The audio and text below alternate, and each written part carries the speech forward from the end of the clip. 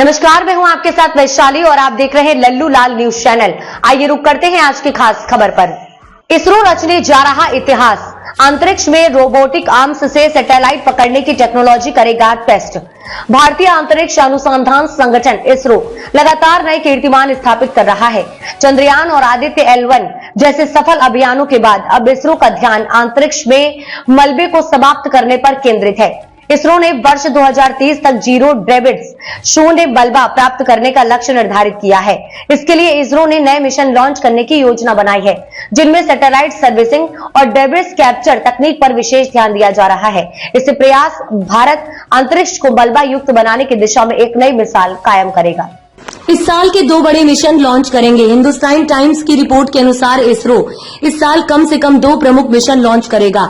इसरो अध्यक्ष एस सोमनाथ ने बताया कि अंतरिक्ष एजेंसी अगले महीने SPA-DEX मिशन लॉन्च करेगी, जो डॉकिंग तकनीकी का परीक्षण करेगा। इसके माध्यम से 2 उपग्रहों को सुरक्षित तरीके से जोड़ा जा सकेगा, जिससे अंतरिक्ष में उपग्रह संचार में नई संभावनाएं खुलेंगी। SPA-DEX मिशन एक नई शुरुआत। SPA-DEX मिशन के जरिए इसरो डॉकिंग तकनीकी को परीक्षण के माध्यम से मजबूत बनाने का प्रयास कर रहा है। डेब्रिस कैप्चरिंग के लिए इसरो सर्विसर मिशन में थर्ड डेब्रिस कैप्चर तकनीक का उपयोग किया जाएगा, जो एक अत्याधुनिक टेक्नोलॉजी है। इस मिशन में एक रोबोटिक आर्म का प्रयोग किया होगा, जो अंतरिक्ष में चलायमान उपग्रहों को पकड़ सकेगा। ये मिशन न केवल डेब्रिस मैनेजमेंट बल्कि on orbit servicing, satellite life extension और निरीक्षण की क्षमताओं को भी फोकस शोकेस करेगा। मेक इन इंडिया पर फोकस। इसरो अध्यक्ष डॉक्टर एस सोमनाथ ने हाल ही में एक कार्यक्रम में मेक इन इंडिया पर जोर दिया। उन्होंने बताया कि 95% रॉकेट भारत में ही निर्मित होते हैं, जबकि 5% बाहरी संसाधनों से आते हैं। इनमें से ज्यादातर इलेक्ट्रॉनिक हिस्से होते हैं, जबकि 40% बाहर से आता है या इलेक्ट्रॉनिक रूप में होते हैं। नई चुनौतियों को अपनाने के लिए तैयार है इसरो प्रमुख एस सोमनाथ ने कहा कि अंतरिक्ष के मलबे की समस्या का हल अभी तक पूरी तरह से निकल नहीं पाया है, परंतु इसका मतलब ये नहीं कि नई तकनीकी और संसाधन के लिए प्रयास नहीं किया जाएगा। इसरो नई चुनौतियों और प्रयोगों के लिए पूरी तरह तैयार है। इसरो की ये पहल न केवल भारत के लिए बल्कि पूरी दुनिया के लिए प्रेरणा का स्रोत बनेगी। I'll repeat the question for her.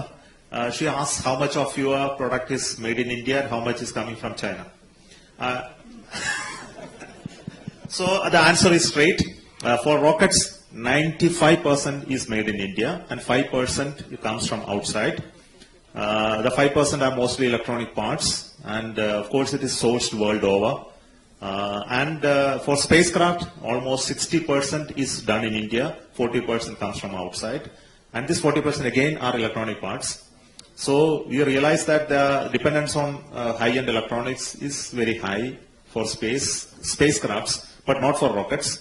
Rockets, I know, I can even go for 100% in India with the type of capability that we have today, but we still continue certain numbers.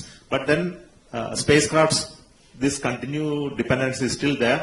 But of course, the sources are international companies which are well known, and many of them need to have a very authentic supply chain. So definitely, all the sources are well known to us, and we characterize them, validate them to use. Of course, some of the sources are banned from usage, so we don't currently use them as well.